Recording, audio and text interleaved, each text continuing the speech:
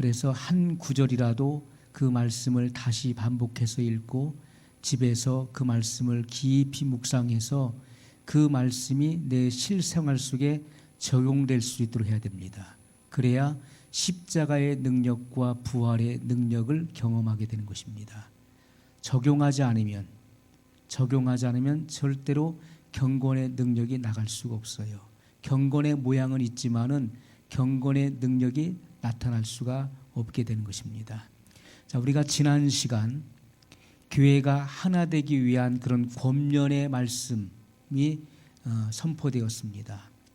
자, 오늘 이어서 오늘 본문의 말씀에 보면은 각자의 자기 구원의 완성에 힘쓸 것을 권면하고 있는 말씀이죠. 자, 12절에 보면 그러므로 나의 사랑하는 자들아 너희가 나 있을 때뿐 아니라 더욱 지금 나 없을 때에도 항상 복종하여 두렵고 떨림으로 너희 구원을 이루라. 이렇게 말씀하고 있어요. 자, 각자의 자기 구원의 완성, 궁극적 구원에 이룰 수 있도록 우리가 이 구원의 완성을 향해서 전진해 나가야 될 것을 권면하고 있는 말씀인 것입니다. 자, 우리가 남에 대해서 지나치게 관심을 둘 때 원망과 분열이 생기는 것입니다. 그래서 우리가 지금은 남을 바라볼 때가 아니라 자기 자신을 돌아볼 때예요. 나 자신을 성찰해야 되는 그러한 시기인 것입니다. 그래야만 자기 구원의 완성을 이룰 수가 있는 것이죠. 자, 우리가 각자, 성경은 우리 각자에 대해서 말씀하고 있는 것입니다. 우리 각자가 자기 구원의 문제로 돌아와야 되는 것입니다. 그것이 근본적인 문제가 되어야 되는 것이죠.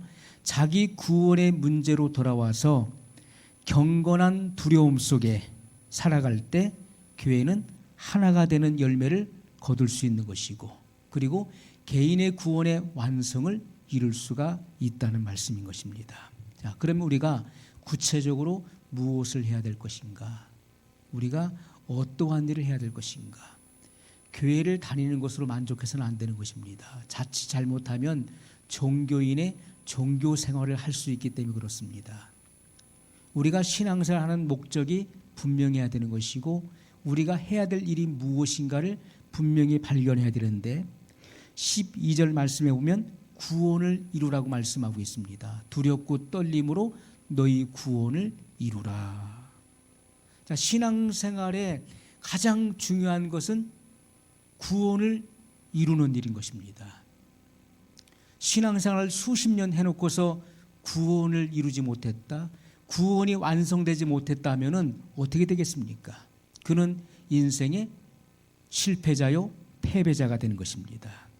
자, 성경은 우리에게 너희 각자가 믿음으로 구원을 이루라고 말씀하고 있는 내용인데, 믿음의 시작이 무엇입니까? 그것은 칭의로부터 시작되는 것입니다. 우리가 예수 그리스도를 믿음으로 말미암아 우리는 칭의를 얻게 되는 것입니다. 사람이 마음으로 믿어 의에 이르고 입으로 시인하여 구원에 이르느니라. 예수님께서 행하신 그 십자가와 부활의 그 도를 마음으로 믿는 순간에, 받아들이는 순간에 하나님은 그 믿음을 의로 여기시는 것입니다. 그게 칭의예요. 우리의 믿음은 의로움으로부터 시작되는 것입니다. 그래서 성령으로 정결케 되는 과정을 거치는 것이죠. 성령의 역사를 통해서 정결하게 되는 것입니다. 그리고 거룩한 복종에 이르게 되는 것이죠. 거룩한 복종이라는 것은 선택의 여지가 없는 것입니다. 순종이라고 하는 것은 내가 할 수도 있고 거부할 수도 있는 거예요. 그러나 순종하는 것, 그러니까 하지만 내가 옳은 것을 선택하는 것이 순종이에요. 그러나 복종은 선택의 여지가 없이 무조건적으로 하는 것입니다. 거룩한 복종의 단계를 거치게 되는 것이죠. 그리고 그리스도인의 완전으로 계속해서 성장해 가야 되는 것입니다. 우리가 교리로 말한다면 거듭남, 중생에서부터 점점 성장해서 성결의 단계에 이르는 것이죠. 성결의 단계에서 점점 성장하여 성화의 단계에 이르는 것입니다. 성화는 그리스도인의 완전이에요. 그리고 결국은 영화의 단계에 들어가는 것이죠. 영화의 단계는 하나님의 나라에 입성하는 것입니다. 그때 영화의 단계에 들어가게 되는 것이죠. 이렇게 우리는 성장의 과정을 거쳐야 되는 것입니다. 중생에서부터 성결의 단계, 그리고 성화의 단계, 이 땅에서 그리스도인의 완전을 이루어야 되는 것인데, 그것은 바로 신의 성품에 참여하게 되는 것입니다. 그리스도의 장성한 분량에까지 성장하는 것을 말씀하고 있는 것입니다. 그것이 가능한 일이기 때문에 성경에 기록하고 있는 것입니다. 신의 성품에 참여케 하려 함이라. 그것이 하나님의 경륜 안에 있는 우리를 향하신 하나님의 분명한 뜻인 것임을 말씀하고 있는 것입니다. 그러므로 성도가 해야 될 첫 번째 일은 구원을 이루는 일이에요.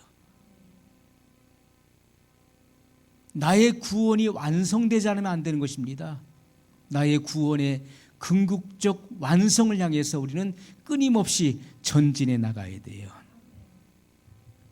14절 말씀, 모든 일을 원망과 시비가 없이 하라. 자, 모든 일에 매사에 원망과 시비가 없이 하는 것, 그것이 성도가 해야 될 일입니다. 자, 먼저 원망이 먼저 나오죠. 원망이 없어야 된다. 불평을 품고 수군거리는 것, 이것이 원망이라고 하는 말의 의미입니다. 자, 이스라엘 백성들이 광야에서 실패한 원인 중에 아주 중요한 원인 중에 하나예요. 고린도전서 10장 10절의 말씀에 보면은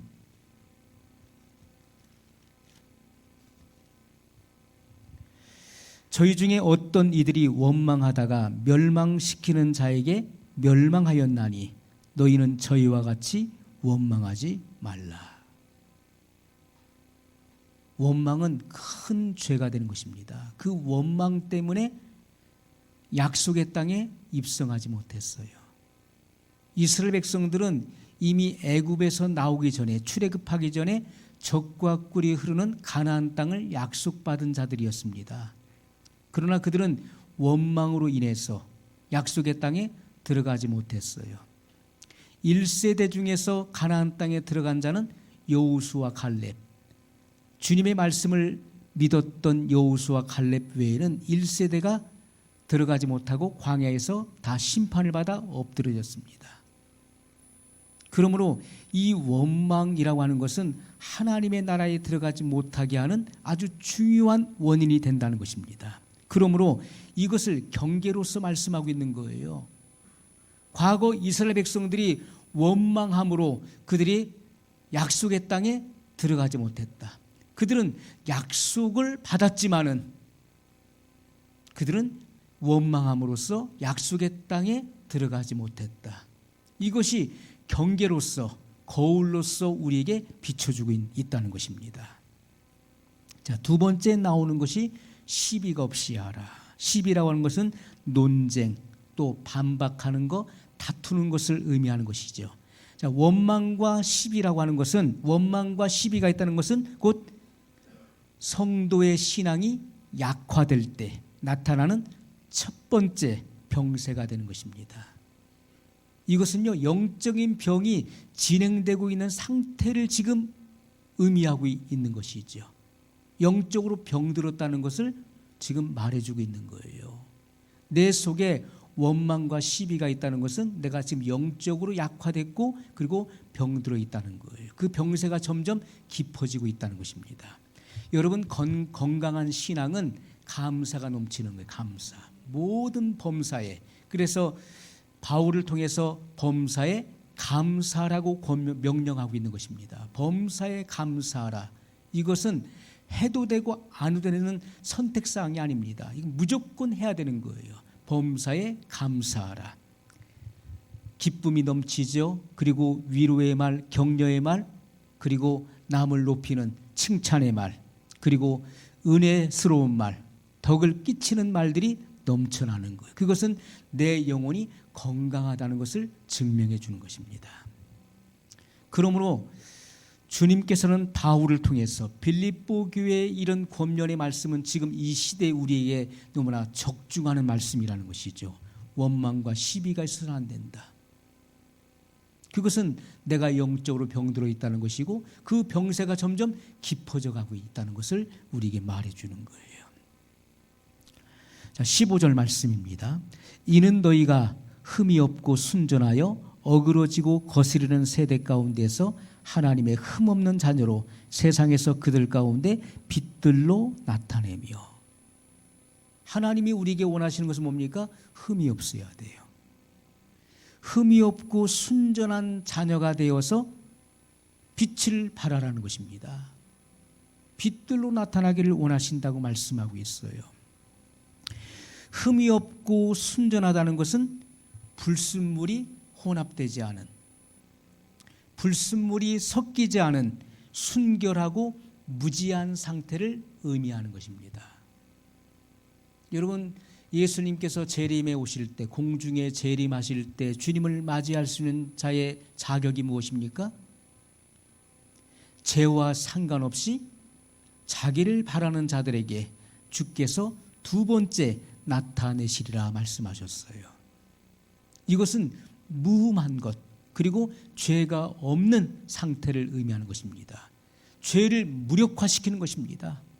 죄를 이기는 삶을 살아가는 자들, 그들은 성결한 생애 속에 들어간 것이고 그리스도인의 완전한 생애 속에 들어간 자들이에요. 그들이 결국 예수님께서 공중에 재림하실 때 주님을 영접할 수 있다라고 말씀하고 있는 것이죠. 오늘 본문의 말씀이 흠이 없고 순전한 자녀를 말하고 있는 것입니다. 불순물이 혼합되어 있어서는 안 돼요. 다른 것이 섞여 있어서는 안 된다는 것입니다. 순결하고 무죄해야 된다는 것이죠. 이 세대는 어그러지고 거스르는 세대예요. 이 세대는 어그러지고 거스르는 세대. 정로에서 이미 이탈했습니다. 하나님 말씀에서 한참 벗어났어요. 세상은 암흑 가운데 있기 때문에 하나님의 진리를 알지 못하고 진리를 배격하고 그리고 진리에서 이미 이탈했습니다.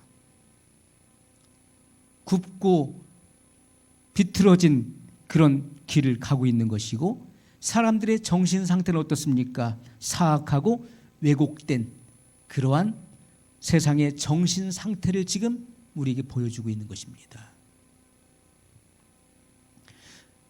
그러므로 우리는 이 마인드가 중요한 것이죠. 하나님께서 누구를 사용하시겠습니까? 하나님께서 재능이 많고 또 능력 있는 사람을 사용하시는 건가요?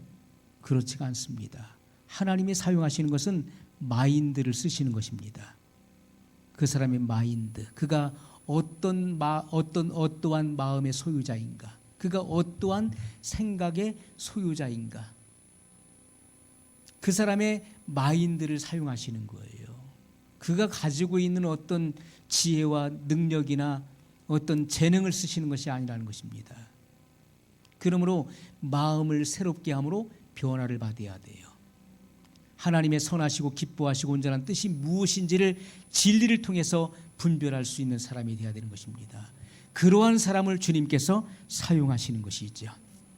자, 예수님께서 이 땅에 오셔서 나는 세상의 빛이니 이렇게 말씀했어요. 예수님은 나는 세상의 빛이다. I am이죠. 나는 무엇이다. 나는 세상의 빛이다.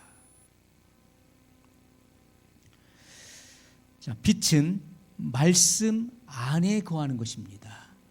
요한복음 1장에 보면은 요한복음 1장 3절로 4절에 보면 그 안에 그가 뭡니까? 말씀 안에 생명이 있었으니 이 생명은 사람들의 빛이라 이렇게 말씀하고 있어요. 그러므로 이 빛이라고 하는 것은 말씀 안에 있는 것입니다. 말씀 안에 있는 거예요.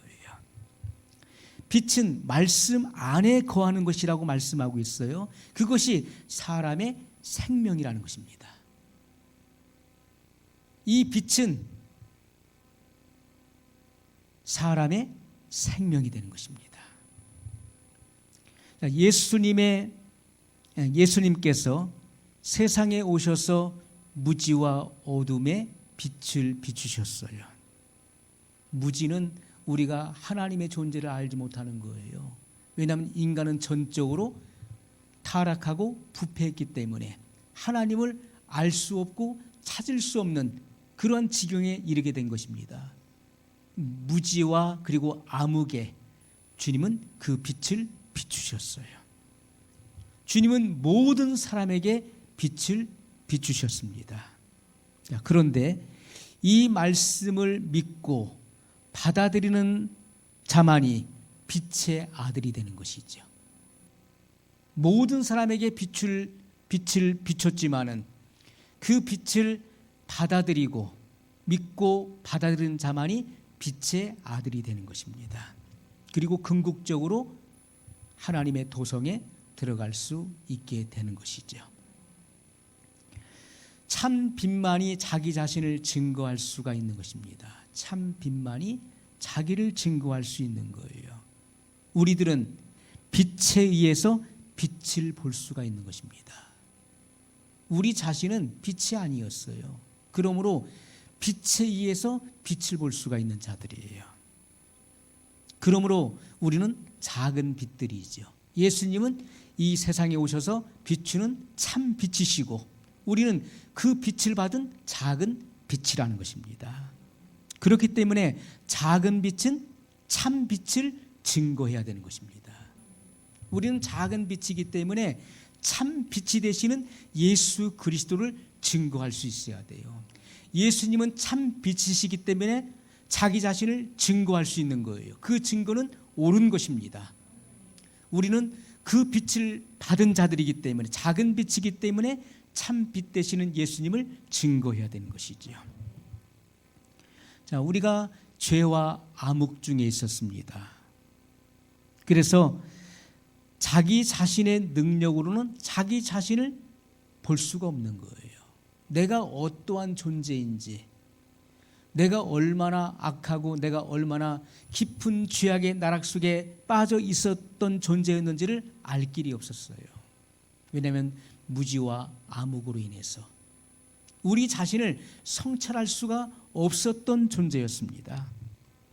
나 자신의 모습을 인식할 수도 없었어요. 그렇기 때문에 우리 스스로는 그 어떤 것도 증거할 수가 없는 것입니다. 자, 예수님께서 제자들의 생애를 변화시킨 것은 무엇입니까? 예수님을 만나기 이전의 제자들은요, 깊은 무지와 암흑 가운데 있었던 자들이었어요. 그런데 예수님께서 본질적으로 제자들을 변화시킨 그 요인이 무엇인가 하는 것이죠. 그것은 바로 주님의 교훈. 이 교훈이 뭡니까? 주님의 증거, 말씀을 말하는 것이죠. 예수님께서 회당에서 말씀을 증거하셨을 때 그 말씀을 들었던 유대인들이 다 놀라고 기이 여겼어요. 이 어찌미뇨? 저는 목수의 아들이 아니냐? 이는 권세 있는 새 교훈이로다. 예수님의 말씀을 가리켜서 권세 있는 새 교훈이라고 그들은 놀라고 기이 여겼던 것입니다. 어찌하여 목수의 아들로 알고 있었던 그 입에서 이러한 권세 있는 새 교훈이 나올 수 있느냐? 그렇게 말했던 것입니다. 예수님께서 제자들을 변화시킬 수 있었던 것은 무엇입니까? 예수님의 입에서 나온 그 교훈과 예수님의 인격이었다는 것이죠. 예수님의 인격과 그의 삶을 통해서 제자들은 변화가 됐던 것입니다. 여러분, 사람이 입에서 나오는 말은 그럴듯하지만은 그러나 그의 인격과 삶이 영향을 주지 못한다면은 사람은 변화될 수가 없는 것이죠. 예수님께서 때가 되어 요단강에 자기 자신을 드러내셨을 때 세례 요한이 무리들 앞에서 예수님을 증거했습니다. 보라, 세상 죄를 지고 가는 하나님의 어린 양이시다. 내가 전에 말했던 그분, 내 뒤에 오시는 그분, 나보다 능력이 많으신 그분이 바로 저분이다.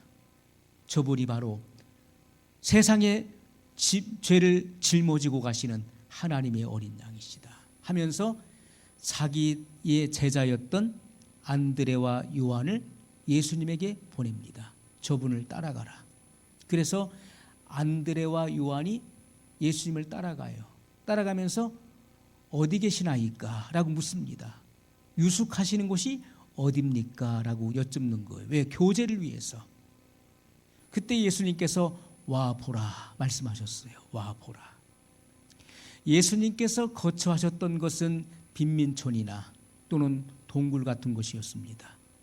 왜냐하면 예수님께서 이 땅에 계실 때 하셨던 말씀이 여우도 굴이 있고 참새도 새끼들 보금자리가 있건만 인자는 머리들 곳이 없느니라 말씀하셨어요.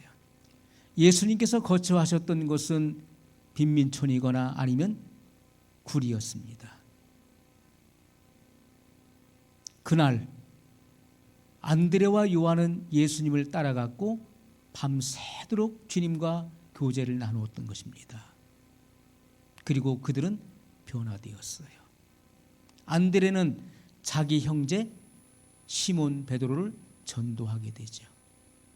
요한은 자기 형제 야고보를 전도하게 되죠. 와 보라, 우리가 메시아를 만났다. 그렇게 증거하게 되는 것입니다. 예수님의 입에서 나오는 그 교훈뿐만 아니라 예수님의 그 인격 그리고 그분의 삶 속에서 그들은 도전을 받게 됐고 빛을 받은 것입니다. 그것이 바로 빛이에요. 빛이라고 하는 것은 예수님의 그 교훈뿐만 아니라 그분의 인격과 그분의 생애를 포함하는 것입니다. 그것이 곧 빛이었다는 것이죠. 그것이 제자들의 삶을 변화시켰던 것입니다. 그 빛이 비추임으로 제자들은 하나님의 뜻도 알 수 있게 되었고 그리고 자기 자신의 본연의 모습도 발견할 수 있게 됐던 것입니다. 그래서 주님을 증거할 수 있게 된 것이죠. 우리가요 하나님의 뜻을 모르면 증거할 수 없는 것이고 자기 자신의 본연의 모습을 발견하지 못한 사람은 주님의 증인이 될 수 없는 것입니다. 내가 얼마나 깊은 타락과 그리고 얼마나 깊은 죄악의 나락 속에 있었던 존재였는지, 얼마나 심히 부패한 존재였었는지 하나님의 말씀의 빛으로 조명받지 못한 사람은 구원의 기쁨을 알 수가 없는 것이죠. 구원의 진리를 정확하게 간파할 수가 없는 것입니다. 그러므로 주님의 증인이 될 수가 없다는 것이죠. 여러분, 주님의 이 말씀이 세상의 빛으로 사람의 영혼에 비추어서 생동하기 위해서는 주님과의 교제가 있어야 된다는 것이죠. 주님과 교제가 있을 때만이 가능한 것입니다. 주님의 말씀이 그 영혼 속에 비추어서 생동력을 주어서 그 빛을 조명하기까지는 주님과의 교제가 있어야만 가능한 거예요.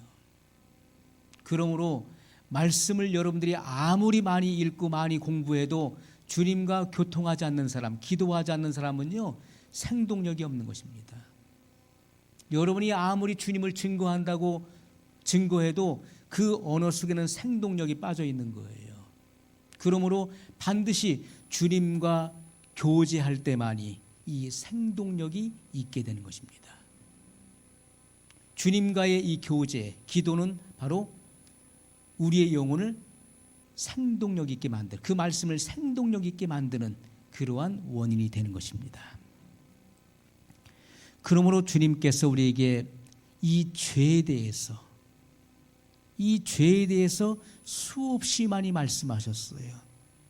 죄라고 하는 것은 하나님과의 단절을 의미하는 것입니다. 하나님과의 단절.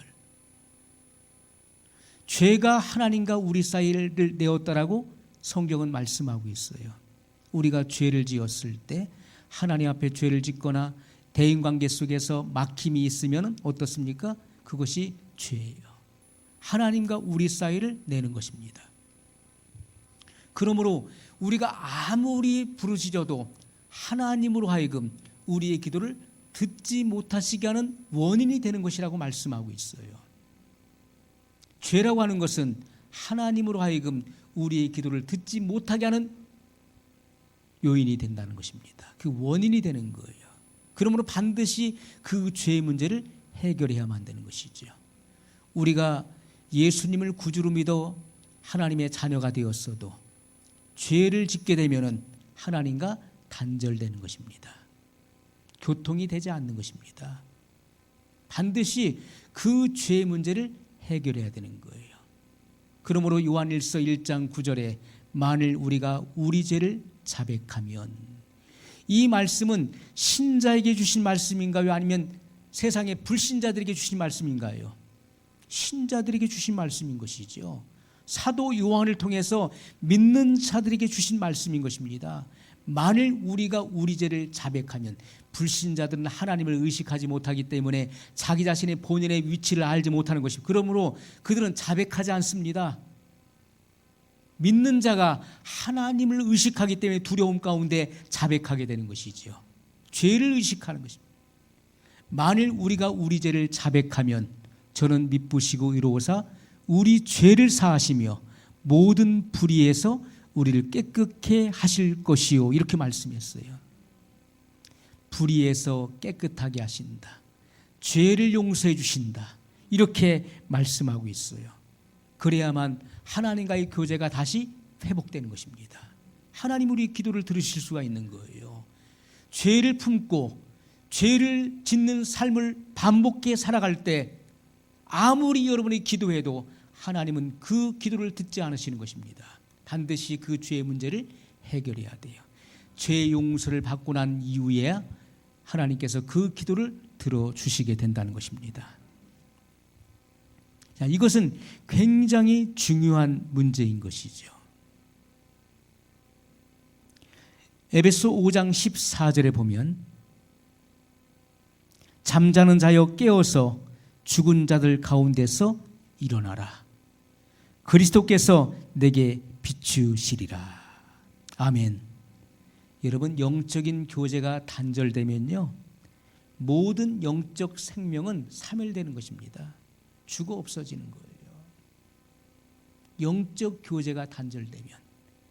그러므로 예수님께서 사복음서를 통해서 가장 많이 하셨던 설교가 기도에 대한 설교였다는 것입니다. 가장 많이 강조한 내용이 기도에 관한 것이었어요. 예수님은 밤이 맞도록 기도하셨고, 예수님은 따로 한적한 곳에 가셔서 기도하셨고, 습관을 쫓아 기도하셨다고 말씀하고 있어요. 그만큼 기도를 예수님은 강조하셨던 것입니다. 왜요? 교제가 단절되면 모든 영적 생명은 사멸되기 때문에 그렇습니다. 의미가 없다는 것이죠.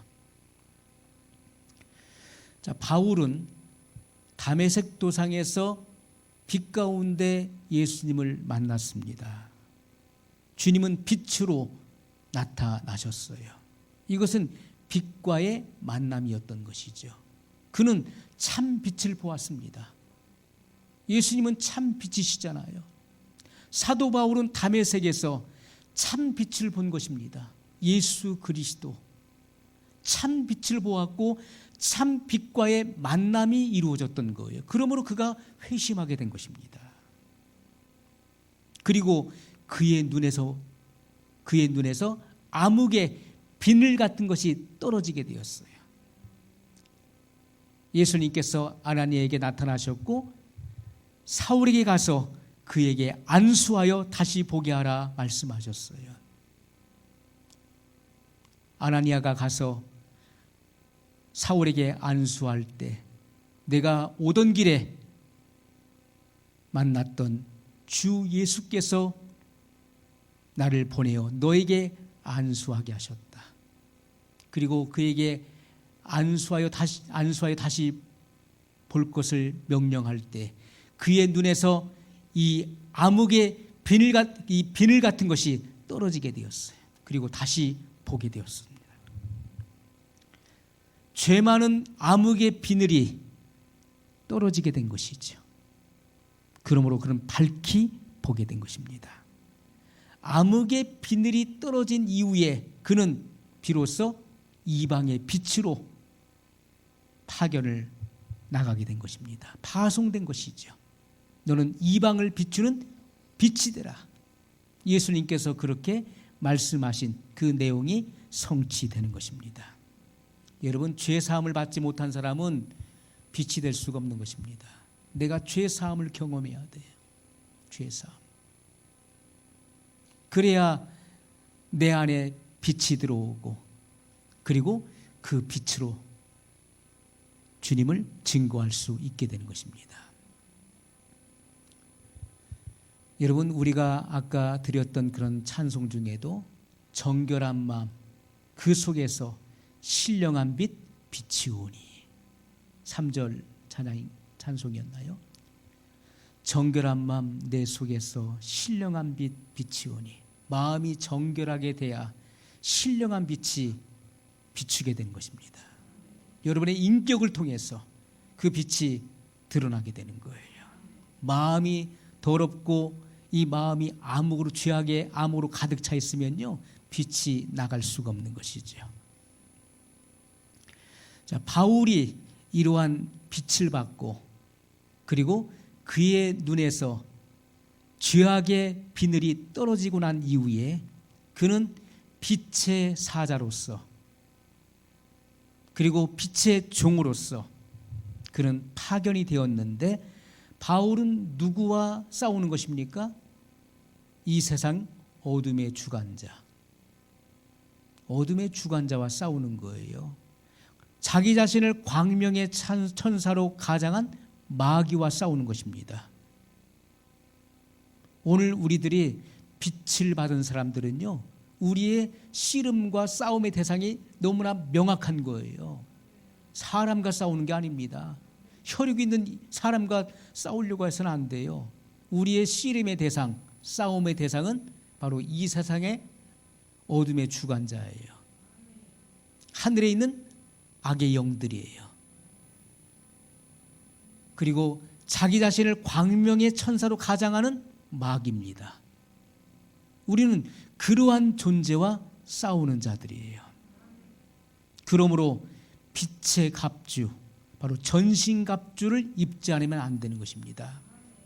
자, 로마서 13장 12절에 보면요.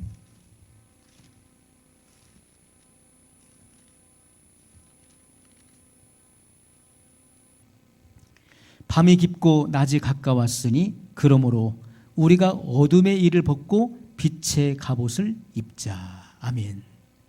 밤이 깊었다는 것은 낮이 가깝다는 것이죠.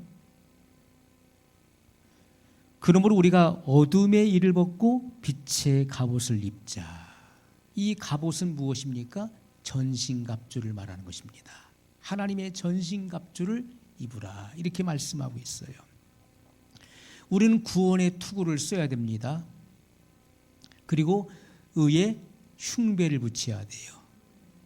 진리의 허리띠를 띠어야 되는 것이고 복음의 평안한 신을 신어야 돼요. 복음의 평안으로 예비된 신을 신어야 되는 것입니다.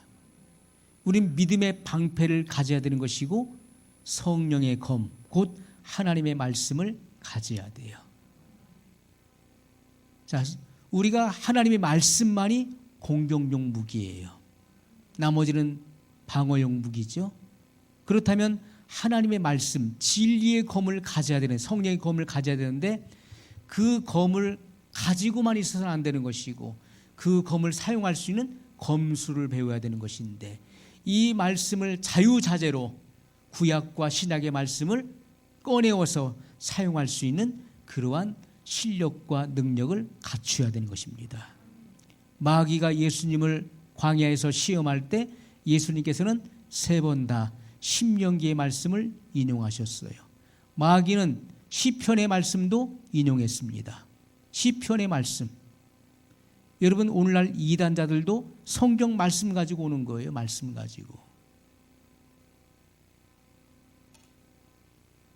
이단도 하나님 말씀을 인용하는 것입니다. 그러나 중요한 것은 우리가 이 마귀의 유혹을 이길 수 있는 방법은 하나님의 전신갑주로 무장해야 되고 그리고 우리가 성령의 검, 진리의 말씀을 가지고 있어야 되는 것입니다. 그 말씀으로 마귀를 이길 수가 있는 것이죠.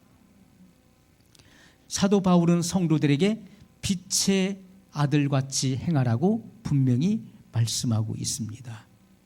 에베소 5장 8절에도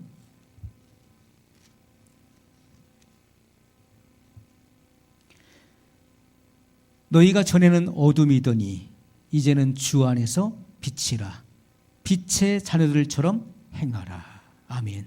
자, 빛의 아들같이 행하라고 권면하고 있는 말씀이에요. 여러분 그리스도인도 세상의 빛입니다. 그러나 우리는 나면서부터 빛이 아니었지요. 우리는 전에 허물과 죄로 죽었던 자들이었다고 성경은 말씀하고 있습니다. 허물과 죄로 죽었던 너희를 살리셨도다 이렇게 성경은 기록하고 있어요. 그런데 주님께서 우리에게 빛을 비춰주심으로 하나님은 우리를 어두운 데서 불러내어 그의 기이한 빛에 들어가게 하셨어요. 그의 기이한 빛으로 우리를 인도해 주셨어요. 그래서 우리는 빛의 아들이 된 것입니다. 빛의 자녀가 되었어요. 이것은 놀라운 일이죠. 어둠 가운데 있었던 우리가 하나님께서 그의 빛을 우리 마음에 비춰주심으로 우리가 그분을 믿고 받아들임으로 어두운 데서 불러내어 그의 기이한 빛 안으로 인도해 주셨다는 거예요. 그러므로 우리는 빛의 아들이 되어 참 빛을 증거하는 자들이 되었다는 것입니다. 그러므로 그리스도인들은 탁월한 빛이 아닙니다. 그리스도에 의해서 주어진 빛이라는 것이죠. 이것은 마치 달빛과 같은 것입니다. 달빛. 자, 우리가 이 달은 자가 발광체가 아니죠. 광원체가 아닙니다. 광원체는 태양이에요. 태양은 자가 발광체, 광원체입니다. 스스로 빛을 발하는 거예요. 그러나 달은 태양의 빛을 받아가지고 그 빛을 반사하는 것입니다. 그것이 달이에요. 우리는 달빛과 같은 존재예요.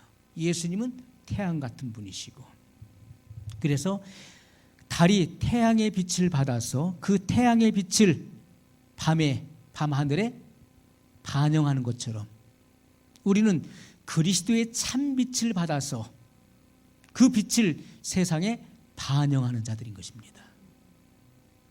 그것이 우리에게 주어진 사명이에요. 빛의 사명이에요. 어둠의 세상에 빛을 발하는 그 사명을 우리가 받은 것입니다. 세상은 안 보는 것 같아요. 다 보고 있어요.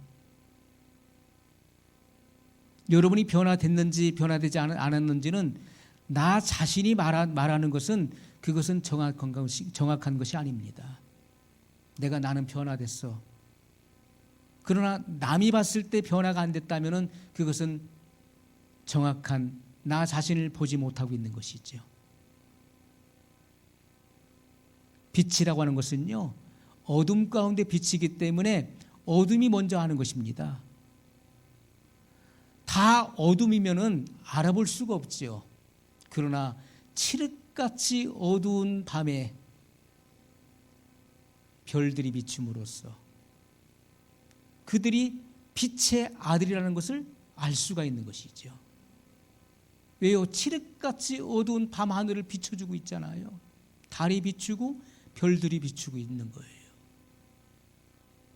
그러므로 어둠이 먼저 아는 것입니다. 아, 저건 빛이다. 저 사람은 믿는 사람이야. 저 사람은 하나님의 자녀야. 이것을 세상이 먼저 안다는 것입니다. 안 믿는 사람이 벌써 아는 거예요. 그러므로 예수님께서는 너희는 세상의 빛이니 산 위에 있는 동네가 숨기지 못할 것이요. 이스라엘은 과거도 그렇고 지금도 그렇고 산 위에, 산 중턱에, 고지대에 집을 형성하고 살았잖아요. 지금도 그렇게 살고 있습니다. 그러나 집들이 높은 고지대에 형성하고 살고 있지만은 교회는, 믿는 그리스도인들은 그거보다도 훨씬 더 높은 곳에서 비추는 빛이라는 것입니다. 그러므로 어둠이 숨길 수가 없다는 것이죠. 그 어둠이 빛을 알아보는 거예요. 예수님께서 이 땅에 오셨을 때 세상이 떠들썩했습니다. 어항 속에 물고기들이 각자의 그런 활동을 하죠. 먹이를 먹기도 하고 그리고 움직입니다. 그럴 때 먹이를 거기다 던져줘 보십시오. 그러면 먹이를 떨어뜨리는 순간에 모든 물고기들이 그 먹이로 집중을 하는 것입니다. 한순간에 각자 활동하고 있다가 거기에 먹이를 쏟아붓게 되면 거기에 집중을 하게 되죠. 예수님께서 이 땅에 오셨을 때 세상은 다 예수님께 집중을 하게 된 것입니다. 왜냐하면 예수님은 참 빛이시기 때문에, 무지와 암흑을 비치는 빛이시기 때문에 모든 이들의 관심이 예수님에게로 쏠렸던 것이죠. 오늘 우리도 주님의 빛을 받은 사람들은 세상이 알아보는 것이고 세상 가운데서 우리가 영향력을 행사할 수 있게 되는 것입니다. 그러므로 우리는 세상을 향해서 빛을 비추는 것, 진리를 증거하는 것, 그것이 우리의 사명이라는 것입니다. 여러분, 등대에서 비치는 그 빛이 모든 것을 비추는 것처럼 칠흑같이 어두운 바다를 등대의 그 등불이 비추지 않습니까? 모든 그리스도인들은 어둠의 세상에 빛을 비추어야 될 그런 선교의 사명을 띠고 있다는 것이죠. 그 빛을 받는 사람들은 구원을 얻게 되는 것입니다. 여러분, 오늘날 많은 사람들이 사람 앞에 빛을 발하는 그 일들을 위선적으로 그리고 의식적으로 또는 의도적으로 자기가 무언가 빛으로 보여지기 위해서 하는 그런 행동은 세상도 하는 것입니다. 성경에서 말하는 빛을 비추라는 것은 위선적이나 의도적이나 거칠해한 것을 말하는 것이 아니라 마음의 선한 동기로부터 자연스럽게 흘러나오는 그러한 변화된 행위를 말씀하고 있다는 것이죠. 정결한 마음 내 속에서 신령한 빛 비치오니, 마음이 정결해질 때, 순수해질 때 진리의 빛이 그 안에서부터, 내면에서부터 겉으로 표출되는 것입니다. 흘러나오는 거예요. 그 빛에 의해서 사람들은 굴복되어지는 것입니다.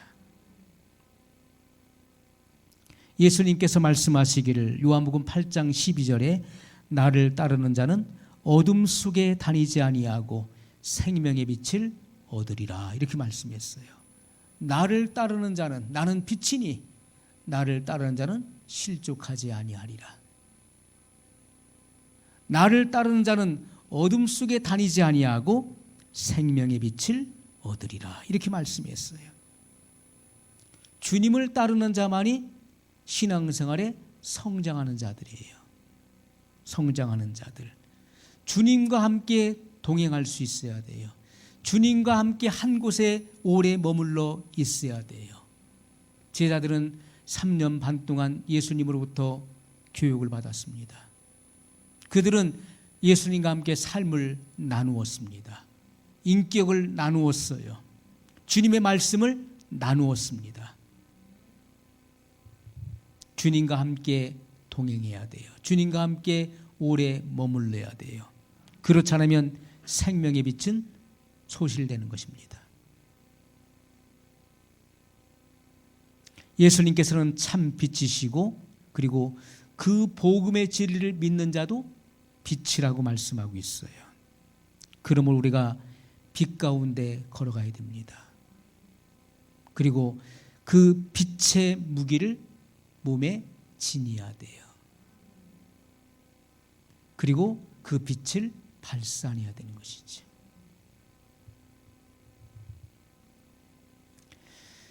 자, 우리가 빛이라고 하는 것, 빛 그러면 사람들이 추상적인 어떤 빛을 생각합니다. 태양에서 발휘되는 어떤 빛, 이렇게 추상적으로 생각하면 안 되는 것이고요.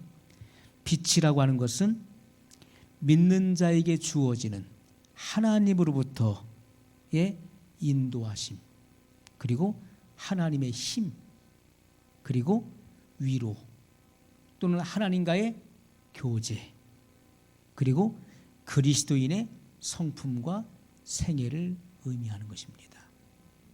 우리가 시편 27편에 보면은 사도 바울의 그런 고백이 다윗의 고백이 나오고 있습니다.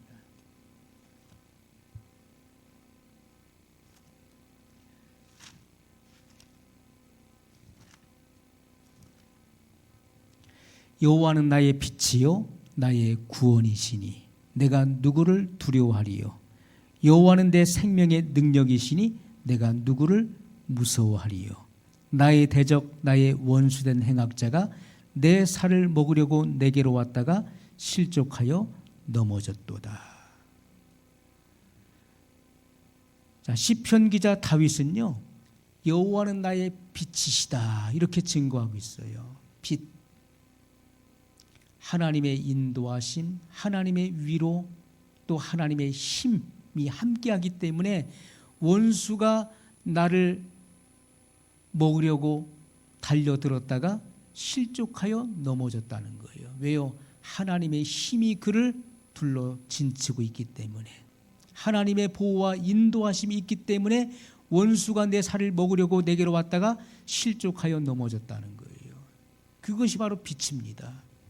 빛은 하나님의 보호와 인도하심 그리고 하나님의 힘을 상징하는 거예요. 그리고 하나님과의 교제. 요한 1서에 보게 되면 하나님과 사귄다면서, 사귄다는 것은 교제를 말하는 것이죠. 하나님과 사귄다 하면서 그의 행위가 어둠의 행위를 하고 있다면 그 사람은 하나님을 모르는 자다 이렇게 말씀하고 있잖아요. 그러므로 우리가 빛 가운데 행한다, 빛 가운데 걷는다 하는 것은 바로 하나님과의 교제의 삶을 의미하는 것이죠. 그리스도인들의 변화된 품성과 생애를 통해서 그 빛을 드러내는 것입니다. 자, 예수님께서는 너희 빛을 사람 앞에 비치게 하여 집안 모든 사람에게 먼저 비치느니라. 그 빛이 무엇입니까? 변화된 행실을 말하는 것이죠. 변화된 언어 행실을 말하는 거예요. 그것은 나와 삶을 같이 나누는 가족들이 가장 먼저 알게 되는 것입니다. 가족들은 일상 속에서 내가 쓰는 언어를 알고 있어요. 나의 특유의 그런 행위를 알고 있어요. 나의 모든 습관을 알고 있어요. 그런데 그것이 변화된 것을 보고 가족들이 변화를 받는 거예요. 가족들이 가장 먼저 아는 것입니다. 그리스도인의 그러한 인격과 생애의 변화를 말하는 거예요. 그것은 내가 빛을 받았다는 것이죠. 내가 이미 달빛과 같은 그리고 별빛과 같은 그 빛을 내가 지금 반영하고 그리스도를 반영하고 있다는 것입니다.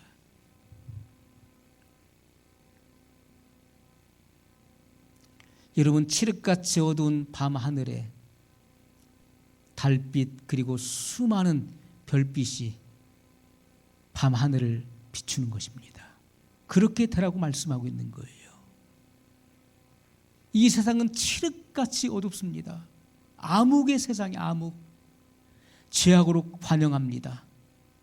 그러한 세상 가운데서 너희는 빛의 자녀들로서 그 빛을 발하라. 변화된 그런 생애, 변화된 인격, 그리고 변화된 교훈을 통해서 그 빛을 증거하고 나타내라고 말씀하고 있는 것입니다. 16절에 보면 생명의 말씀을 밝혀 나의 다름질도 헛되지 아니하고 수고도 헛되지 아니하므로 그리스도의 날에 나로 자랑할 것이 있게 하려 함이라.